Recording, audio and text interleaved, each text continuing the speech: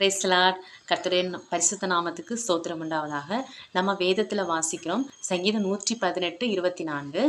இது கர்த்தர் உண்டு பண்ணின நாள், இதிலே களி கூர்ந்து மகிழ கடவோம் அப்படின்னு சொல்லியிருக்கு.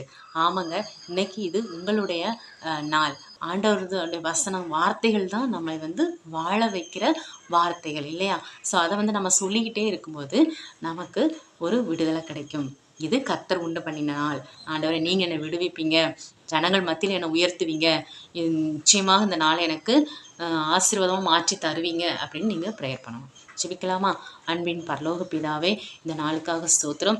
இந்த நீர் உண்டு பண்ணின நாள், இதிலே ஒரு அற்புதத்தை செய்யுங்க. வீடு கட்டுதல் ஆகாதென்று தள்ளின கல் மூளைக்கு தலைக்கல்லாயிற்று சொன்னது போல ஆண்டவர் செய்கிற காரியங்கள்ல, அவர்கள் போகிற காரியங்களை வாய்க்க செய்தரலும் அப்பா. இயேசுவின் நாமத்தில் எல்லா தடைகளும் உடைக்கப்படட்டும் ஆண்டவரை. இயேசுவின் நாமத்தில் அவர்கள் போகிற காரியங்களை வாய்க்க செய்தரலும் அப்பா. நீர் அப்படியே செய்ய போகிற கிருபைகளுக்காக ஸ்தோத்திரம். இயேசுவின் நாமத்தில் ஜெபிக்கிறோம் பிதாவே, ஆமேன். கர்த்தர் உங்களுக்கு அற்புதம் செய்வாராக. ஆமென்.